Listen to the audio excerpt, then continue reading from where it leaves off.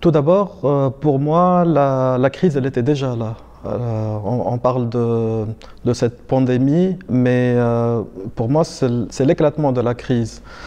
Et donc, le rôle de la culture, je crois foncièrement que la culture a un rôle critique à jouer. Et donc, ce rôle critique, on pouvait l'apercevoir depuis beaucoup d'années. Au moins depuis les années 90, où les États-Unis sont devenus l'unique puissance hégémonique. Et donc depuis ce moment-là, il y a eu beaucoup d'équilibre des pouvoirs qui a entraîné, disons, un monde qui est en train d'aller dans un seul pôle. Et donc je vois la culture comme quelque chose de global. C'est pas les produits qu'on fait, c'est pas relié seulement aux arts, mais la culture dans la définition large qui est un ensemble de valeurs, un ensemble de croyances. Et ces valeurs-là sont des valeurs aujourd'hui qui sont primordiales. Donc la crise nous a montré que les critiques qui étaient en train de courir avant n'étaient pas seulement pour, disons, enjoliver les choses, mais c'était des problèmes essentiels qu'on a négligés et qu'aujourd'hui on doit remettre à nouveau au devant de la scène. Je crois que ce rôle critique est en train d'être joué de façon vraiment très importante. On entend beaucoup de voix qui disent c'est une occasion à saisir pour ne plus revenir comme avant. Je crois que quelques semaines en arrière, on pensait que si on arrêtait de travailler, la Terre s'arrêterait de tourner. Et on s'est rendu compte que la Terre continue quand même de tourner et elle tourne même mieux qu'avant. Donc c'est vraiment une opportunité à saisir pour rééquilibrer les choses et pour placer l'humain au centre des préoccupations.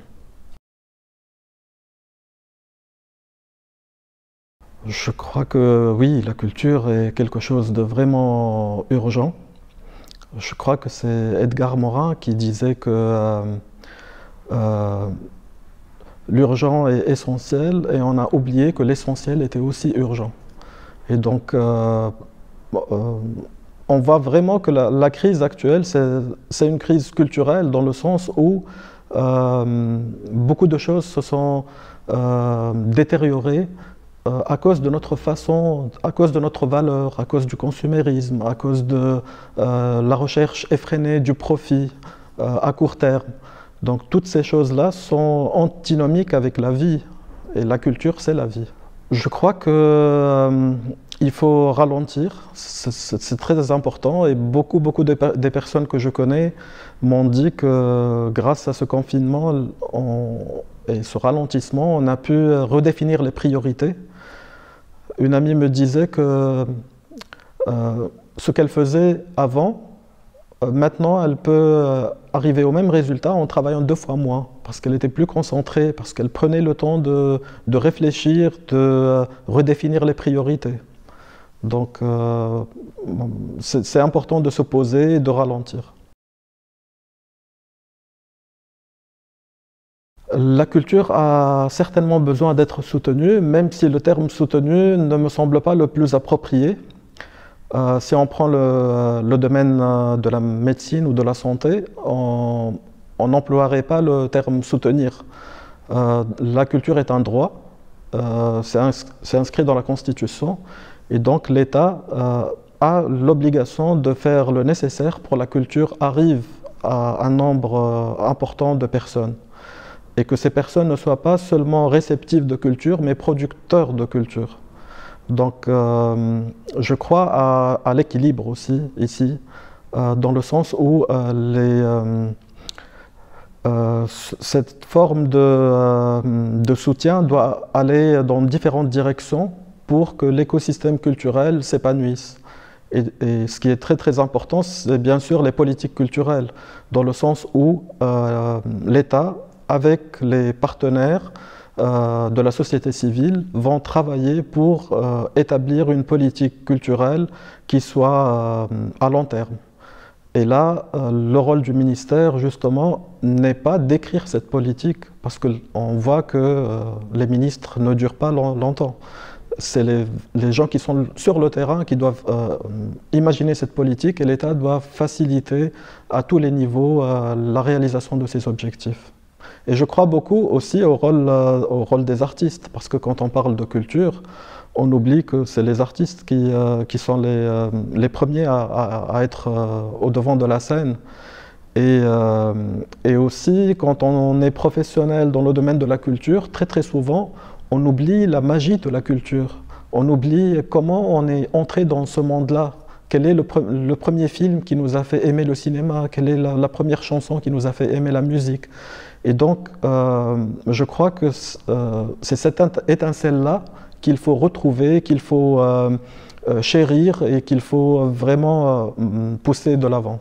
Aujourd'hui, on connaît très très bien les limites des finances publiques. On connaît l'importance du secteur privé en tant que mécène, en tant qu'organisme qui va aider à la structuration du secteur. Et je crois beaucoup à la collaboration entre ces différentes institutions, et on le voit actuellement au moment de la crise où des idées innovantes sont en train de sortir, où il y a un vrai partenariat qui est en train d'être créé. Je crois qu'aujourd'hui la place du public elle est essentielle, parce qu'on parle de démocratisation, mais dans les faits la démocratisation n'est pas vraiment inclusive et participative. Et donc il faut vraiment se concentrer sur l'audience et sur le public en inventant des mécanismes nouveaux qui correspondent à l'ère du temps, qui prennent en compte les technologies, qui prennent en compte les contraintes que nous observons actuellement, pour faire en sorte que ces expériences-là soient les plus intéressantes possibles. Et je crois beaucoup aux petites initiatives qui expérimentent, qui tentent des choses nouvelles. Et je crois que c'est ces initiatives-là qu'il faut vraiment soutenir. Comme j'ai dit tout à l'heure, c'est une question d'équilibre. Il faut que les choses aillent de pair, mais dans une direction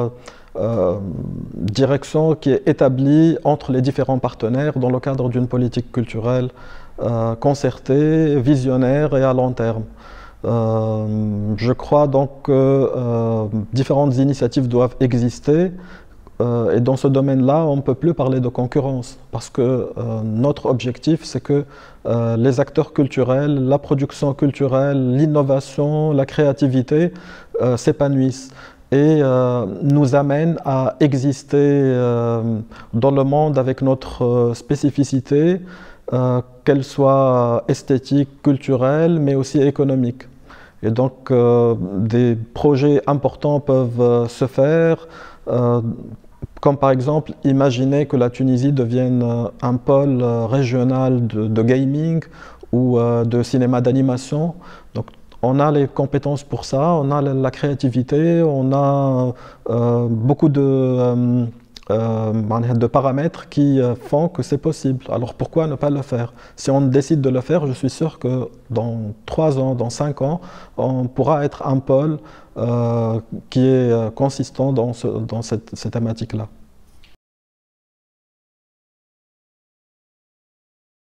De mon point de vue, la culture, le patrimoine, l'art, ils appartiennent à tout le monde. C'est un bien qui appartient à l'humanité. On ne peut pas le détériorer. Et cette question-là me rappelle l'importance de la diversité culturelle, de la promotion de la diversité culturelle, parce que c'est ça la richesse humaine, c'est ça ce que l'homme a créé de meilleur. Et toute cette diversité-là nous permet de voir la vie dans toutes ses couleurs. Et l'équation serait comment promouvoir cette diversité tout en étant ensemble, tout en vivant en harmonie. Je crois que cette profondeur historique, elle est inhérente à nous, elle existe en nous. On doit bien sûr la chérir, on doit la développer, on doit la faire vivre aux nouvelles générations. Et l'histoire n'a de sens que lorsqu'elle est vécue aujourd'hui, donc lorsqu'elle est traduite, lorsqu'elle est revisitée. Et il y a beaucoup d'efforts à faire à ce niveau. je crois que c'est primordial pour saisir l'importance de notre identité. Donc c'est une identité qui est en perpétuel changement, mais aussi c'est une identité qui, lorsqu'elle est équilibrée, nous donne la confiance en nous-mêmes pour être créateurs aujourd'hui. Je crois que un des chantiers les plus importants, c'est l'éducation à la culture, c'est l'apprentissage de la culture. Et là aussi, je vois la culture dans un sens large, parce que la culture, elle englobe l'innovation, la créativité, la diversité. Et il y a beaucoup d'études qui sont faites pour montrer l'importance de garder cet esprit créatif chez l'enfant. Et très très souvent, on le tue, cet esprit créatif, par la normalisation, par le manque d'ouverture. Et dans ce champ-là, je crois que la chose la plus importante à saisir et à encourager, c'est l'erreur.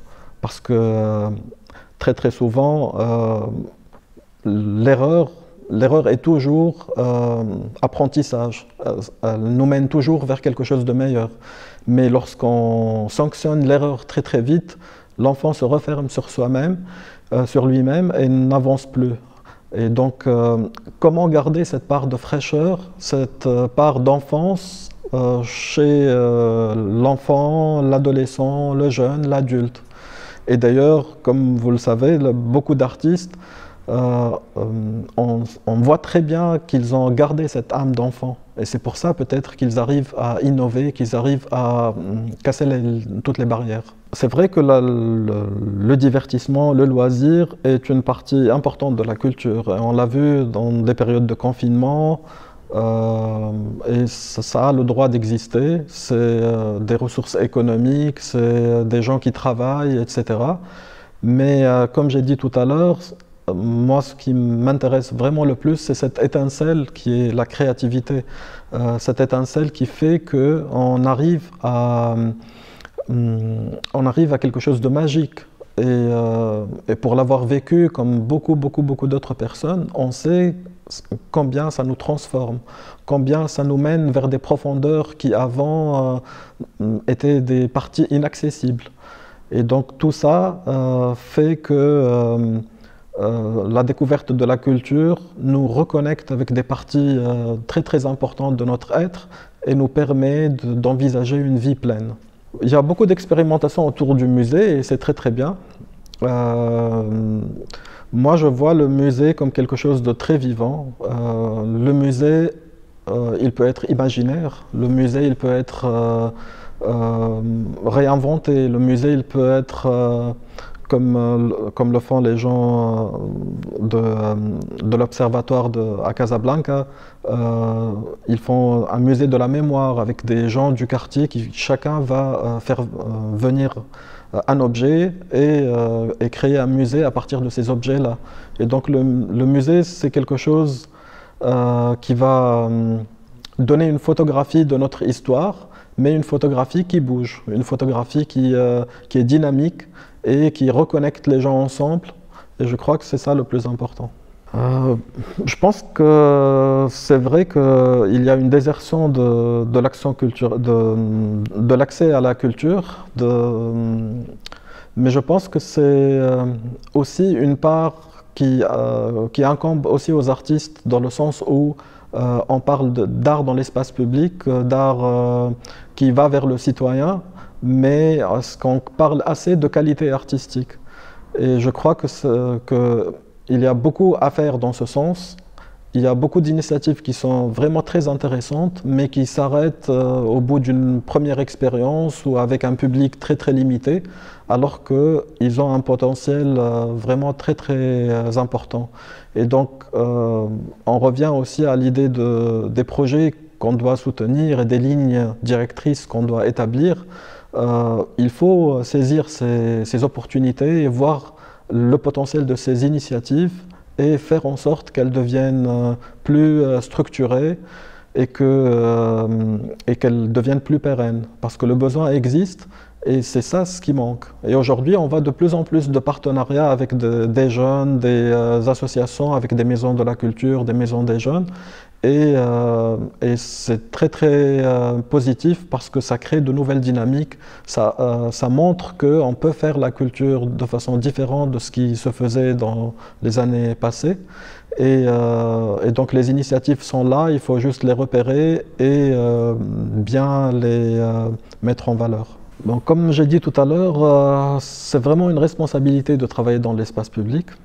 Déjà, c'est un espace qui n'appartient pas seulement aux artistes, donc il y a une lutte dans l'espace public et moi je crois que les artistes doivent l'investir et doivent l'investir de façon intelligente, de façon innovante, de façon à créer vraiment de vraies connexions avec les gens, de façon généreuse où ils vont montrer tout ce potentiel créatif qui est si nécessaire à l'être humain aujourd'hui. Donc c'est vraiment une responsabilité l'espace public, mais il faut y aller, il faut essayer, il faut bien s'entourer. Et, euh, et je pense qu'on a en Tunisie une bonne expérience à travers des festivals, à travers des organisations qui s'investissent dans ce domaine. L'éducation à la culture est un très vaste chantier et je crois que c'est le plus important parce que tout commence par là. Je dirais même à partir de 1 an, à partir de 2 ans, on voit chez les enfants qui font de la musique, qui font du piano, qui s'ouvrent aux expressions artistiques, qu'il y a des connexions qui se créent dans leur cerveau qui ne se créent pas sans cela. Et la culture, dans le sens large, c'est encourager l'enfant, l'accompagner, éveiller sa créativité, lui donner des dispositifs pour que cette créativité s'épanouisse. Et donc, c'est clair que c'est un important chantier parce que ça n'arrête jamais en fait. J'ai pas mal de projets en cours, qu'ils soient personnels avec une exposition en 2021 à Vancouver, une exposition de peinture. Mais je m'intéresse de plus en plus à la question de la transmission. Donc j'ai travaillé sur cette thématique-là à partir de l'exposition de Gorgie Pluriel au Palais Khaireddin. Et actuellement, j'essaye de réaliser un projet autour des artistes qui ont vécu et qui sont morts à Sidi Bou Saïd, donc des artistes peintres principalement. Et le projet en fait consiste à installer des QR codes près de la demeure de ces artistes et créer une sorte de circuit culturel où on peut se promener de façon, disons, différente à Sidi Bou Saïd en nous connectant à la mémoire de ces artistes et en se familiarisant avec leur travail. Et l'autre projet aussi qui m'intéresse beaucoup, je le réalise avec une équipe et il tourne autour des jeux éducatifs. Et en fait, on est en train d'essayer d'imaginer des dispositifs éducatifs pour les enfants afin de leur faire découvrir les trésors culturels. Bon, l'anecdote, en fait, je pense à une photographie que j'ai prise il y a un peu plus d'1 an à l'aéroport de Tunis-Carthage. C'était une photographie à l'occasion d'une exposition que j'étais invité à faire à Vancouver, dans une initiative qui s'appelle Art Vancouver. Et à cause de notre législation, nous ne sommes pas habilités à vendre nos œuvres à l'étranger, parce que nos œuvres sont considérées comme un patrimoine, alors que nous sommes des artistes encore vivants, en train de produire, et tous les artistes du monde ont le droit de vendre leurs œuvres à l'étranger, sauf les Tunisiens.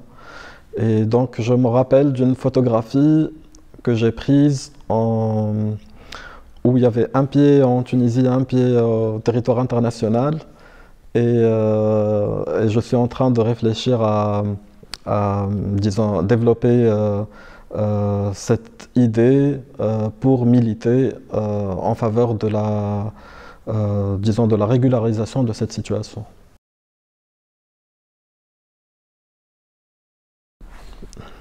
Je crois que la chose qui me parle le plus, c'est la culture dans un sens large. Nous avons réalisé une révolution en Tunisie et nous attendions, beaucoup d'entre nous, une révolution culturelle. Et la révolution culturelle, je sens qu'elle est en marche aujourd'hui parce que tous les piliers qui étaient avant intouchables par rapport à l'économie, par rapport à la marche du monde, par rapport au rapport de pouvoir, etc., sont en train de s'effondrer. Et donc ça ouvre vraiment une porte très très importante vers ce qui était il y a quelque temps alternatif et qui devient aujourd'hui urgent et essentiel.